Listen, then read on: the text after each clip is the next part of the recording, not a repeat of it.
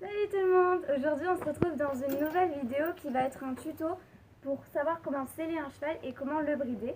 Donc pour brider on va vous montrer avec Manon et pour seller on va vous montrer avec Harlem qui est juste ici. Voilà.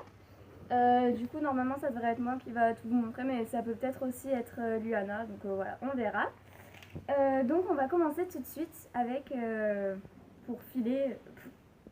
pour brider un cheval. Avant de filer un... Putain, je vais pas y arriver. Donc, avant de brider un cheval, il faut d'abord enlever son école. Hein. Ça paraît quelque part logique. Donc, vous venez détacher la boucle ici. Vous allez faire glisser. Mais là, comme vous avez vos bras qui l'entourent, en fait, ça fait encore comme un sorte de collier. En gros, du coup, ça la retient. Et ensuite, on va remettre ici. Comme ça, elle est à peu près tenue. Hein, Grace? Mais oui. Donc ensuite, on a notre filet qui se présente comme ceci. On va donc passer les rênes au-dessus de l'encolure, si elle veut bien monter sa tête. Là. Donc hop, une oreille et l'autre. On le met assez loin, comme ça on s'en occupe plus, c'est plus grave. Ensuite, moi j'ai une muserolle. Personnellement, ce que je fais, c'est que je vais faire monter la muserolle ici, sur la tétière. Comme ça, le mors est dégagé et il n'y a plus de problème avec la muserolle. Donc ensuite, il nous reste la sous-gorge que je fais passer de l'autre côté du mors, du côté extérieur comme ça, ça ne me gêne pas. Ensuite, donc je vais mettre en fait ma main, je sais pas si vous voyez bien, mais je vais mettre ma main sur le mors et mon pouce qui va rester libre. Comme ça, si ma jument n'ouvre pas la bouche toute seule, je pourrais lui mettre le pouce dans la bouche. Normalement, elle ouvre toute seule. Les grosses. Allez, viens. Là. Donc, je vais venir passer sa tête comme ça. Je positionne ma bouche, ma main. Elle ouvre toute seule. Ensuite, là, je suis montée. Je vais passer l'oreille opposée à mon côté. Et enfin, l'autre oreille. En faisant attention de ne pas trop le pied. Ensuite, il me reste la muserolle. Ça peut être assez gênant, vous voyez, parce qu'il y a certains chevaux, voilà, la muserolle, quand elle retombe, elle se met dans leurs yeux. Donc, rapidement, on va la faire passer sous le montant du filet. De chaque côté. Faites bien attention à ça. Ensuite, on va pouvoir venir l'attacher. Donc, pour savoir, pour pas que ce soit trop serré, ni pas assez, on va mettre un doigt et on va fermer quand le doigt, en fait, il est là. Enfin, voilà, je pense que vous voyez à peu près. Et ensuite, on va faire passer dans les petites... putain, je ne sais même pas comment ça s'appelle ça. Encoche. C'est pas grave. Les petits morceaux de cuir rond dans lesquels on peut faire passer, en gros. Là, c'est là. Là, là, là. Voilà. Donc ça, la muserolle, c'est bon. On a notre doigt qui passe, c'est pas trop serré. Ensuite, on va prendre la sous-gorge. Donc la sous-gorge qui est de ce côté. C'est le seul fil que vous avez qui est long et à laquelle il y a une petite boucle au bout. Enfin, qui est détachée en fait. Donc on va la faire passer sous la gorge du cheval, ce qui est assez logique, ça s'appelle sous-gorge. Ensuite, on va prendre ça, donc vous voyez, c'est le seul qui n'est pas accroché.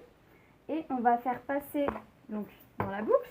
Et pour savoir que ce ne soit pareil, pas trop serré ou pas trop lâche, et tu restes là, on va mettre notre poing en fait. Donc on va le placer là sous la gorge du cheval et on va monter ici serré. Là vous voyez mon poing il passe, hop, je ferme la boucle. Même on peut mettre même plus haut. Voilà, là mon poing il y est, c'est nickel et ensuite on a juste à boucler. Hop. Et hop. Et enfin, on enlève le toupet qui s'est coincé dans le frontal. Et voilà! Donc maintenant pour seller un cheval, donc on prend notre tapis. Comme vous pouvez voir, il y a de chaque côté un passage de sangle avec un côté où il y a du velcro. La plupart du temps, le velcro se trouve à droite parce que c'est l'endroit où la sangle est déjà accrochée. Donc pour la faire passer, il faut la remonter et repasser. C'est assez compliqué. Donc du coup, c'est vrai que là, c'est de chez Decathlon. Ils ont été assez intelligents pour faire ça. Donc du coup, il faut savoir que s'il y a un tapis avec un seul côté du velcro, ce sera le velcro qui sera à droite, si vous voulez être sûr de ne pas le mettre à l'envers. Ensuite, deuxième astuce, normalement le velcro se trouve beaucoup plus en avant du tapis, et c'est donc le côté où il sera du côté antérieur en fait. Donc, je sais pas comment dire, mais en gros, voilà, vous pouvez savoir dans quel sens il est par rapport à ça. Et ensuite, faites attention aussi à ne pas le mettre à l'envers, puisque le velcro se trouve ici. Donc, voilà. Donc, on va venir se placer à côté de notre cheval. Donc déjà, on le prévient, on peut lui montrer le tapis. lui faire sentir. Ici, vous voyez qu'il n'a aucune réaction, donc il n'y a pas de raison de s'inquiéter. On peut le faire passer sur son corps pour lui expliquer qu'on va lui mettre un tapis sur le dos. Et ensuite, donc on va venir ouvrir notre tapis en deux et le passer plus au niveau de l'encolure. Et ensuite, on va le faire glisser jusqu'à un moment où vous allez sentir que ça coince un peu en fait. Ensuite, on fait attention que les crins soient bien dégagés du dessous du tapis. Donc pour l'instant, on laisse le tapis comme ça. Ensuite, on va venir prendre la selle. Donc, je prends ma selle. Donc pour connaître le sens de la selle, c'est très simple. Vous savez que le dossier ici qui est remonté, il va être forcément au niveau arrière en fait, puisque du coup c'est votre assise, donc vous n'allez pas vous asseoir à l'envers sur le cheval, hein. Voilà. Donc normalement vous ne pouvez pas vous tromper sur le sens de la selle. Donc on va mettre la selle, donc comme l'autre on va soulever le côté opposé et on va venir le mettre dessus délicatement, bien sûr, hein. On va pas faire bam tomber la selle dessus, hein. Voilà. Donc on la positionne à peu près normalement au milieu du tapis. Ça dépend du tapis que vous avez ici. Tu restes là. Je crois qu'elle s'est mise à tout faire tomber. Oui. Manon. Elle nous regarde d'un air de non, j'ai rien fait, j'étais même pas là d'abord. Donc ensuite, pour être sûr que votre selle est bien positionnée au niveau du tapis, vous devez regarder ici, ça doit passer dans l'encoche en fait. Donc voilà, normalement, il n'y a pas de problème. Donc ensuite, on va venir prendre notre tapis en haut et on va venir soulever. Sans faire reculer, sans faire avancer, on va venir soulever pour bien enlever tous les crins qu'il y a et pour bien dégarroter. Ensuite, on peut faire de même pour l'arrière. Alors, un peu moins fort, mais on peut le faire quand même. Ensuite, donc on va laisser les étriers comme ils sont, comme ça ne nous dérange pas lorsqu'on met la sangle. Donc on va aller chercher la sangle. Hop là. Donc c'est très simple. Pour connaître le sens d'une sangle, en fait vous allez regarder les fils ici, enfin, ouais, les fils en gros qui sont ici. Vous allez voir qu'il y a un côté qui est élastique et un côté qui ne l'est pas.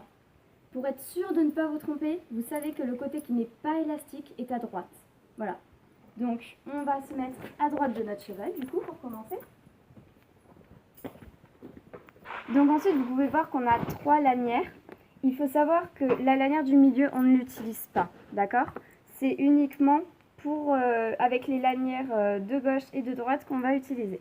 Donc, avec notre sangle, on va prendre notre sanglon de gauche et on va le passer dans la lanière. Donc ici, on ne le serre pas trop puisque le cheval en plus a tendance à gonfler le ventre. Donc là, je vais mettre à 3. Et avec l'autre, on va passer celui de droite dans la lanière droite. Voilà, donc une fois que c'est fait, on va passer, hop, comme ça, on ouvre, c'est tout simple et au moins on s'embête pas. Voilà, donc ensuite, on va faire passer la sangle sous le ventre du cheval. Donc on peut s'aider aussi de personnes si jamais on a peur de la faire vriller ou quelque chose comme ça. On peut demander à quelqu'un de nous la faire passer comme ça et nous de l'autre côté on la rattrape. Bon, là on va pas trop avoir besoin. Alors, on va prendre notre sangle et on va faire exactement pareil que de l'autre côté. On soulève. Alors personnellement, moi je mets souvent de la tête comme ça. Au moins on se place et ça ne nous gêne pas. Mais après c'est chacun fait comme il peut. Donc là par contre on fait attention vu qu'il n'y a pas de velcro à faire passer en dessous. Ça permet de tenir le tapis en place en fait. C'est surtout pour ça que c'est assez important. Donc ensuite on va faire passer pareil de l'autre côté. Hop. On essaie de les mettre au même niveau hein, de préférence. Donc là on peut voir que notre cheval on passe 2 doigts. Et c'est ce qu'il faut. Après au fur et à mesure de la séance il va se dégonfler quand on va faire du pas, du trot. C'est pour ça qu'il faut toujours revenir sur la sangle.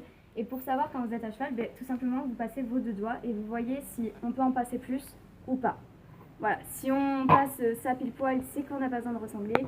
Si on les passe pas, c'est qu'il faut désangler, mais en temps normal ça n'arrive pas trop. Et si on a plus que 2 doigts, là on doit ressangler. Donc ensuite, dernière étape, tout simplement on va venir descendre les étriers, c'est très simple. Ou dans ce cas-là, on peut faire comme ça, le sortir et puis tirer.